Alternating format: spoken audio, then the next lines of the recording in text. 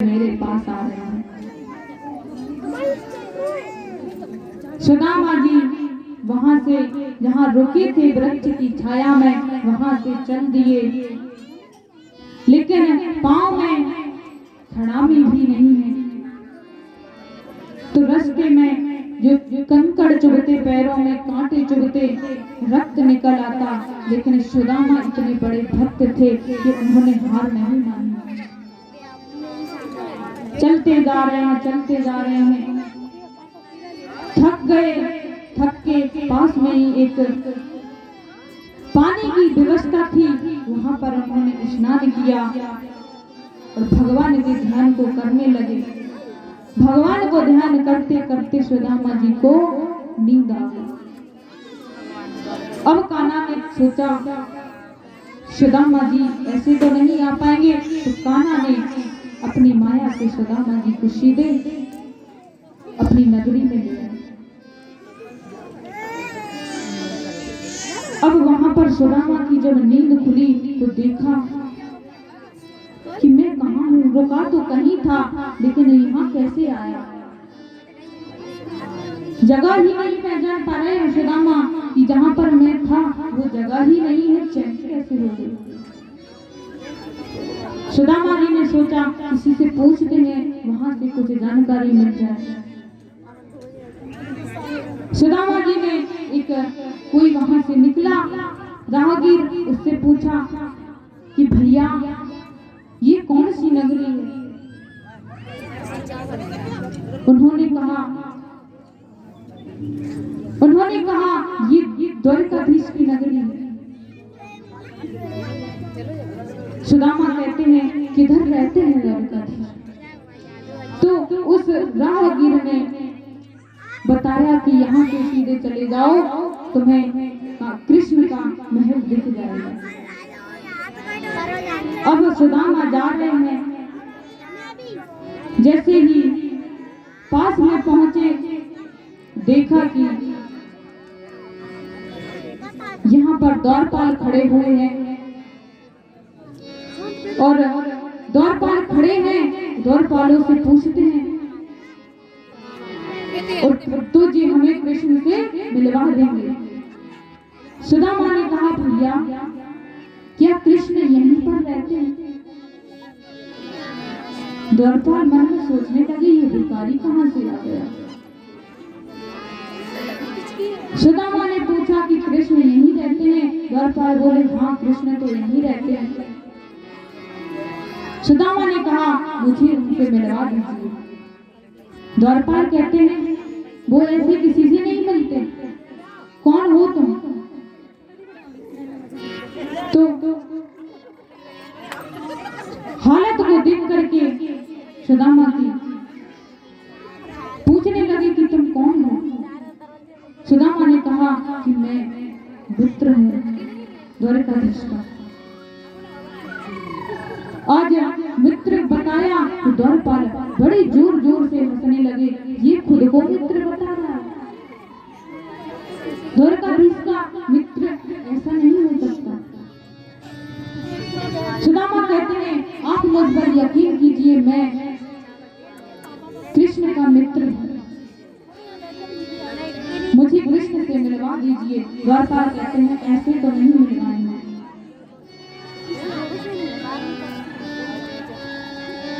अब द्वारपाल मना करते हैं कि द्वारपालों ने कहा कि पूछ करके आते हैं पहले द्वारकाधीश के मित्र तो ये है नहीं, लग नहीं रहा है, लेकिन फिर भी पूछते हैं कि कोई आया है दरवाजे पर। तो द्वारपाल एक वहीं खड़ा रहा, तो दूसरा द्वारपाल कृष्ण के पास गया, कृष्ण से कहा कि एक भिखारी आया है और खुद को आपका मित्र बता रहा है। कान्हा ने सुना कि मेरा मित्र है, द्वारपाल से कहा कि उसे आदर के साथ अंदर ले आओ। अब तो कान्हा को मित्र की इतनी खुशी है, इतनी खुशी है कि उनकी खुशी समा नहीं गई है। और वहां से कन्हैया दौड़ पड़े, इधर कन्हैया दौड़ रहे हैं और उधर सुदामा जी प्रार्थना कर रहे हैं उस द्वारपाल से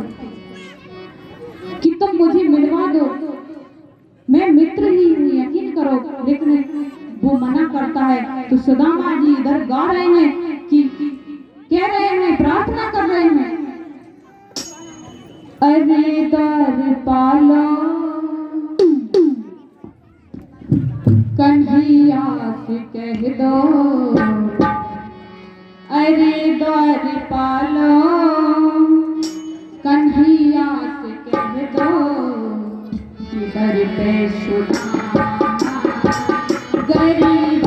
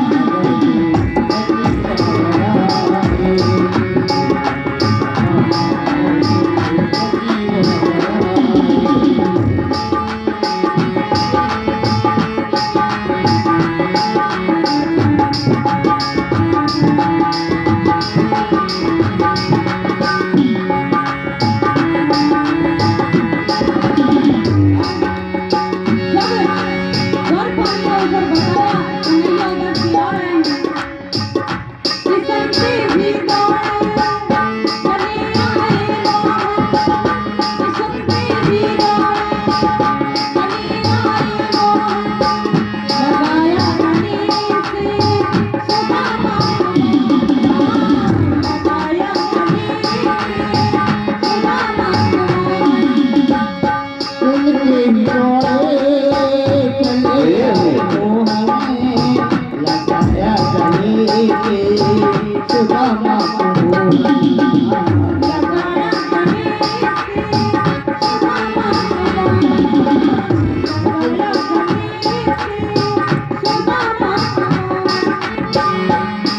के ही दौड़े चले आए मोहन लगाया मन से सुदामा के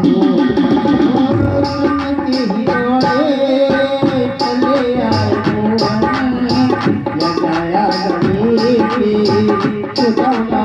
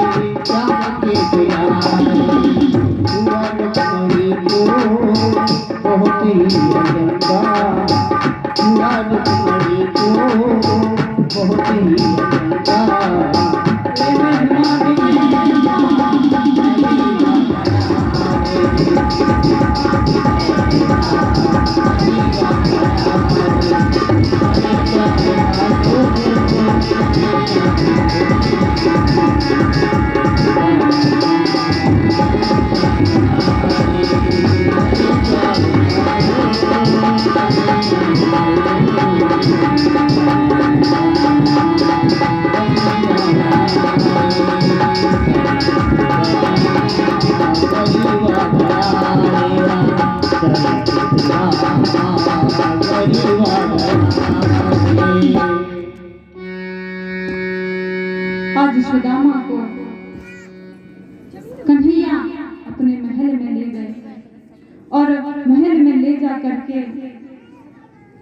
बड़े भाव से बड़े आदर से सुदामा को बिठाया और बिठा करके देखा कि उनके पैरों में कंकड़ चुभे हुए हैं, कांटे चुभे हुए हैं।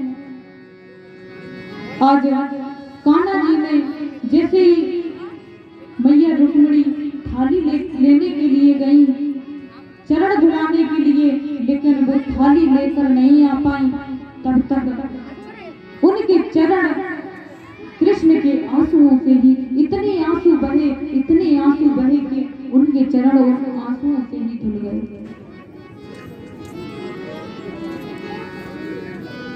देखे सुदामा की दीन दशा,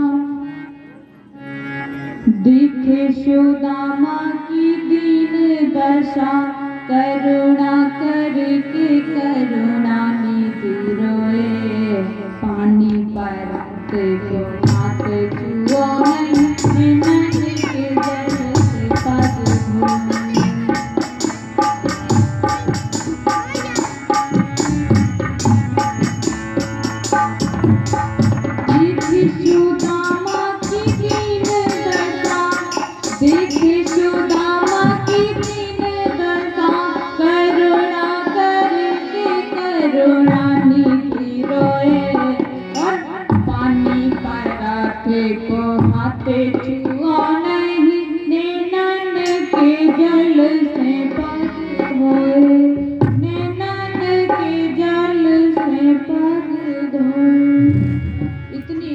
निकले कृष्ण के, इतने अश्रु निकले कि उनके पैरों को अश्रु से ही धुल दिया। अब पूछा, सुदामा से पूछा, भैया कैसे हो आप? सब बढ़िया है, कुशल है? सुदामा देव जी ने कहा, कृष्ण सब बढ़िया है, आपकी कृपा से सब अच्छा चल रहा है। सुदामा ने कहा, आप बताओ आप कैसे हो? कृष्ण ने कहा, यहाँ हम भी बहुत बढ़िया हैं। अब बातें करने लगे आपस में। कान्हा जी को देखते रहे सुदामा, सुदामा जी कान्हा जी को देख रहे हैं। एक दूसरे को निहार रहे हैं कि हम कितने दिनों में आज मिल रहे हैं। कृष्ण कहते हैं, भैया सुदामा तुम हमसे मिलने क्यों नहीं आए, क्यों नहीं आते मिलने? सुदामा ने कहा, प्रभु आप भी तो नहीं आते मिलने।